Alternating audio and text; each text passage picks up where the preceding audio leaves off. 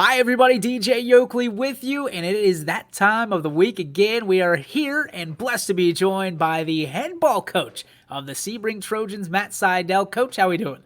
I'm doing well, DJ. How are you tonight? Doing well, doing well. Coach, so far, season a little bit shaky, but every week we've seen progress with the Trojans.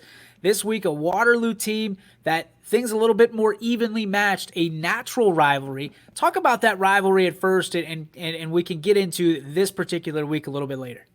Yeah, it's funny to me that this has become a rivalry because, for years, Waterloo wasn't even in our league. They weren't even on our radar. They're a pretty significantly bigger school than we are. They've got quite a few more kids attending classes there. But it really has become kind of a nice rivalry for us just because of the proximity to the two schools. And I think, there's kids that know each other from the two schools and people that know each other from the communities. And really, they're two kind of similar communities when you look at them really deep down. A little more rural for Waterloo, where we're in the big village here in Sebring.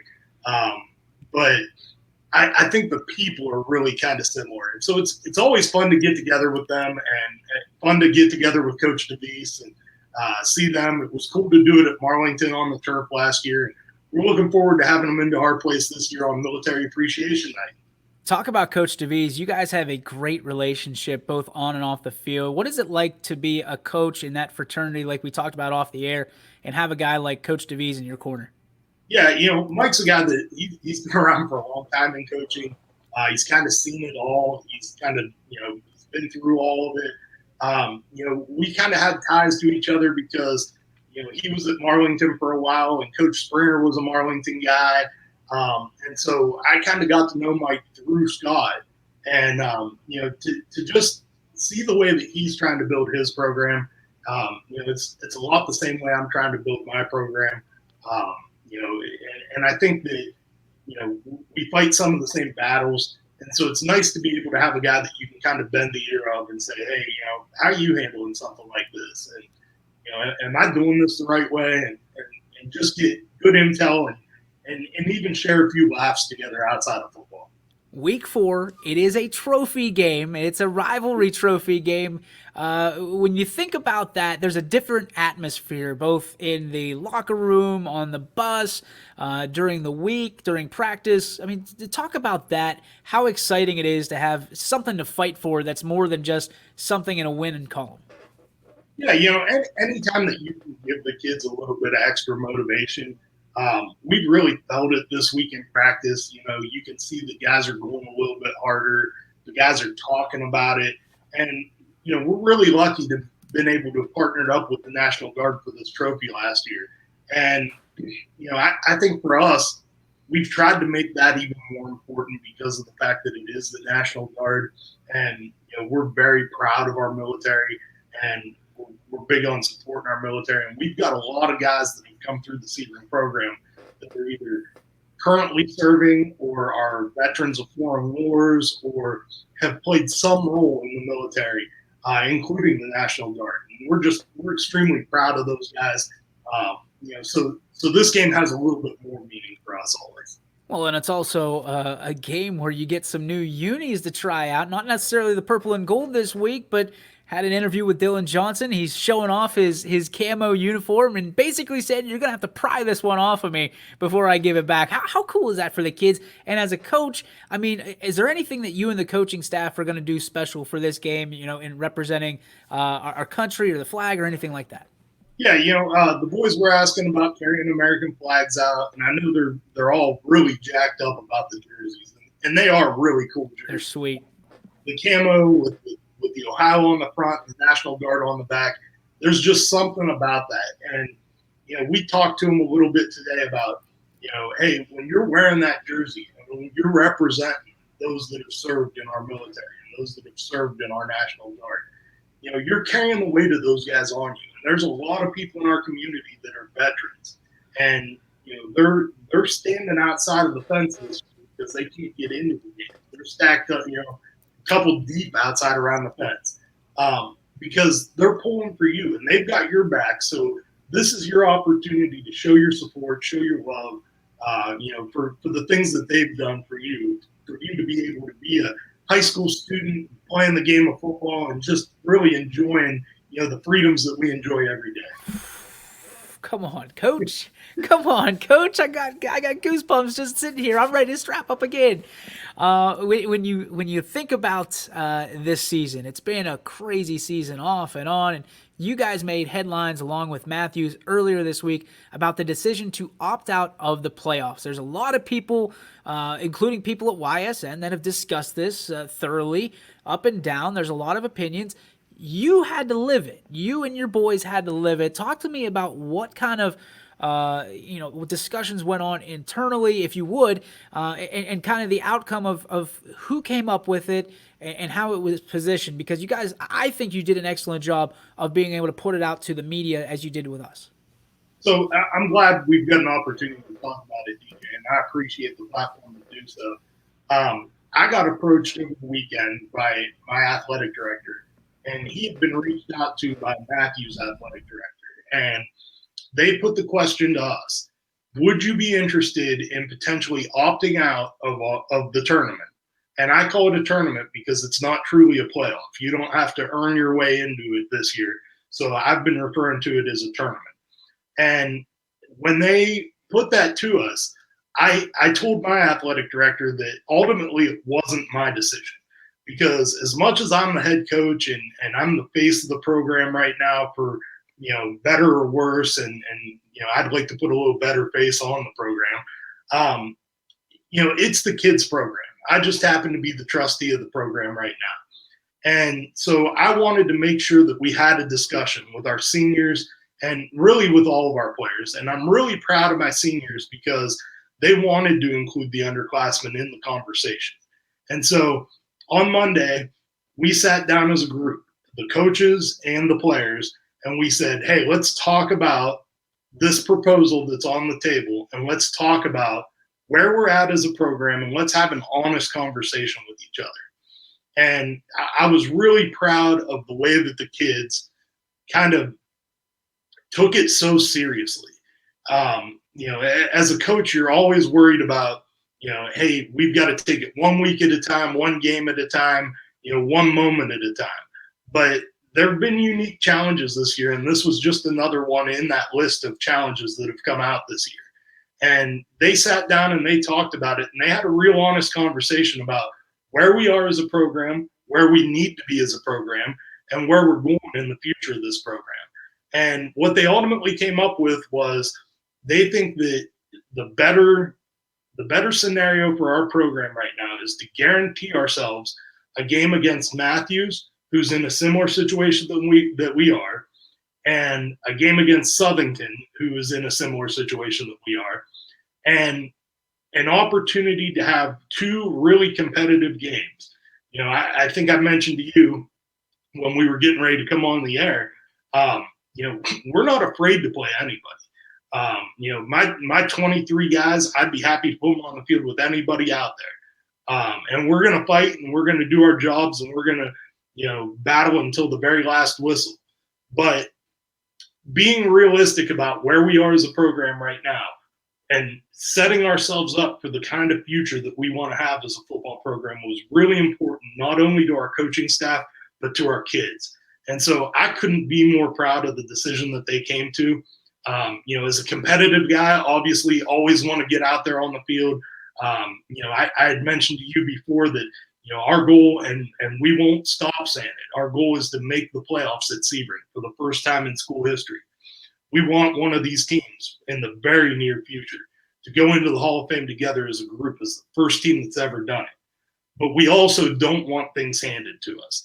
And this just felt a little bit too handed to us this year, in a year that we knew we had a lot of young guys, and this was a growth season for the Sebring Trojans. Wow. That was awesome. That was fantastic. I tell you all the time, like, I just want you to come follow me around, and every time there's a little bit of adversity, I just need you to pump me up like you do every Thursday night. Coach, a fantastic job. I mean, that's you have a job that many people don't realize, that you're not just training football players for 4 years. You're training men for the rest of their life. And I guess that was part of my concern with a decision like this, because it's you can look at it, as many do, is okay, we're not going to play the number 4, 5, 6, whatever that number is, seed, because that's who they are. They're just going to beat us up.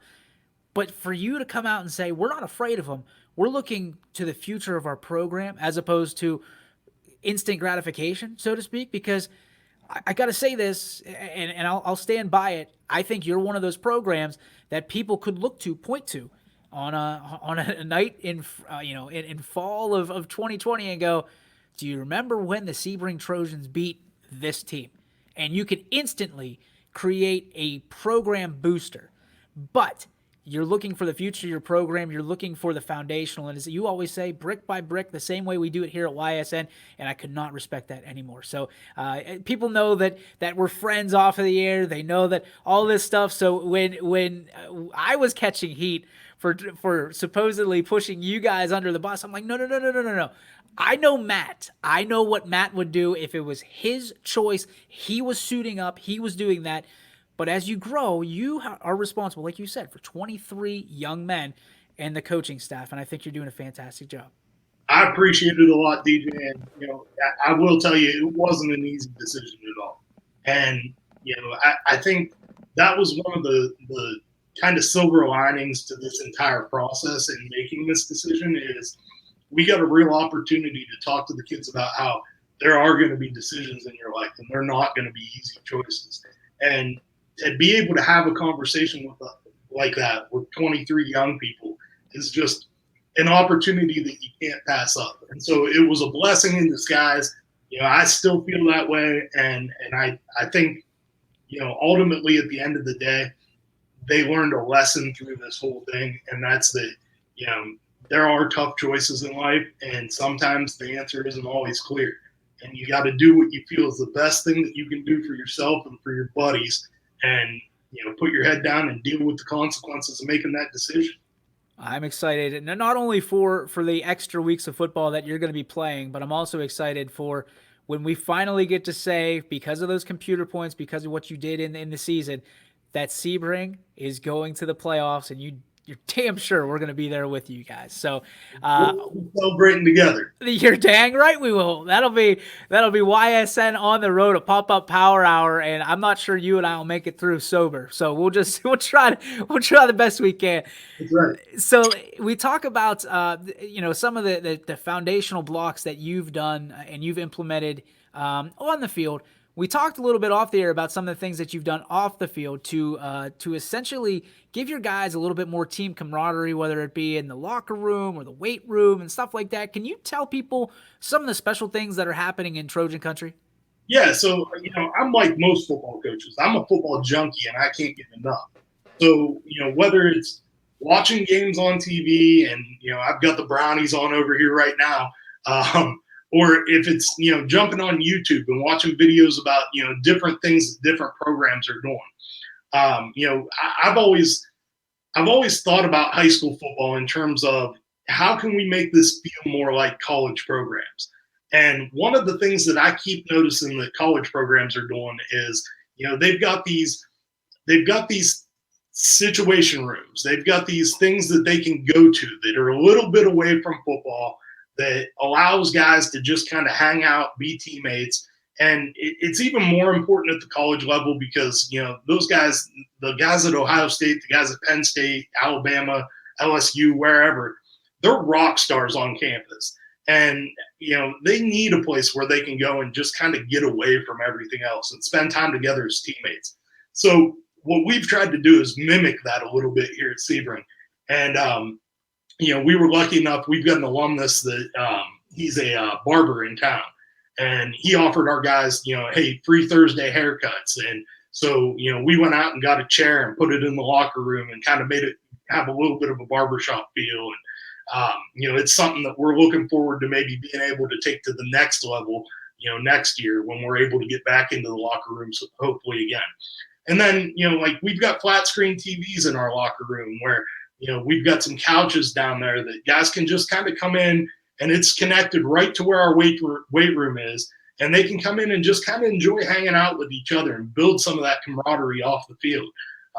Maybe jump on the Xbox and play a game of Grand Theft Auto, or I know all these guys are into Halo now, and they're building their teams and putting their teammates online with them and stuff. That's just the cool stuff that we can do to kind of encourage that team building aspect of it, and I think it's going to go a long way for our program. I guess the best question I have for you is, can you get on the sticks with these guys and hang? I've never been much of a gamer. I rely on Coach Dalton Smith for that. He's a young guy. He's 3 years out of high school, 4 years out of high school now, and he kind of speaks their same language. And I know he's up gaming at night with some of these guys. I kind of wish that they'd maybe be studying a little bit harder sometimes. I know they need that release too. So I'm not the guy that's on the controllers and rocking the Turtle Bay headphones or anything like that. I leave that to my younger coaches. I love it. All right, Coach. It's that time of the interview where we get to go off the script a little bit. You've been around for a while. You've coached for a long time. You've seen a lot of things. What is the craziest call you've ever been a part of, whether it be a player or a coach? Man, you're hitting me with a good one tonight. With Louisville coming up next week, I always flash back to last year's Louisville game. The craziest call that I've ever seen in my life was at the beginning part of the third quarter of that game. We had a 4th and 2, and you still won't convince me that we didn't get 2.5 on the play. But they called it a first down on the field. They then reversed their decision and said it wasn't a first down.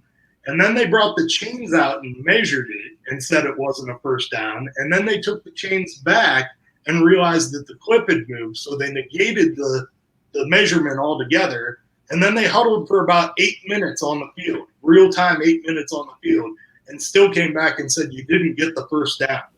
And my mind blew. I short-circuited a little bit. My coaches still give me a hard time. They're like, we lost that game because you lost your mind. And I was like, well, I've always told my guys, there's nobody that's going to have your back more than me. You don't fight with the officials. You let me handle that stuff. And I kind of lost it a little bit. I maybe even went a little bit too far. I do regret, some of the things that I said to a couple of the officials. But I've seen them since. I've apologized for it. We're on better terms now. But it was the craziest thing I've ever seen on a football field, to have 3 different calls and not know what was going on. Nobody knew. We had just driven 88 yards the length of the field. It was like, man, we finally got the momentum swinging our direction. We were about to go up with a touchdown. Just a lot of craziness with that call. Did you get any dirty laundry on that one? I did not. I think they gave me a little bit of leeway because they knew what a messed up situation we had there. Wow, look at you getting off scot-free, just like the great salesman you are, my friend. Matt Seidel, we appreciate you stopping by for the Pizza Joe's Sebring Trojan Coach's Corner, episode 4. Hard to believe, my friend. We appreciate you in everything you do, and best of luck this week in this rivalry game against Waterloo, and I can't wait till we talk next week, my friend. DJ, it's always a pleasure, and keep doing what you're doing. We love what you're doing with YSN. Still just so thrilled to be a partner with you guys, and go Trojans. Thanks, buddy. We'll talk to you soon. See you soon.